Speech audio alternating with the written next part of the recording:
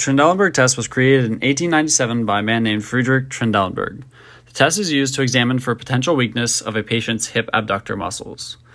The patient is instructed to stand straight up and lift one leg slightly off of the ground. If required, the patient can hold on to the therapist for support. Once the patient is in the position, the therapist will compare hip elevation on both sides of the body.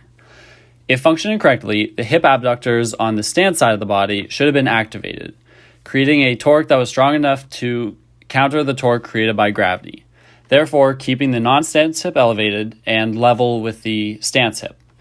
This is shown in Figure A.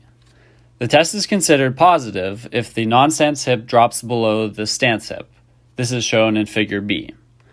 Next, we have two videos demonstrating what a negative test and a positive test would look like respectively. So we're going to first start off demonstrating the Trendelenburg test. It is going to be used to test his abductor muscle weakness or strength. So we're going to go ahead and we're going to have him go ahead and put his hands on his hips to show that his pelvis is normal and aligned. And to do the test, we're going to have him stand on one leg. So I'm going to have him bring his left foot off the ground. So I'm going to have him stand on one leg. I can be here also for him to grab onto my hands to maintain balance. So we see that his pelvis did not drop on either side. That indicates a normal response and would be negative for the Trendelenburg test.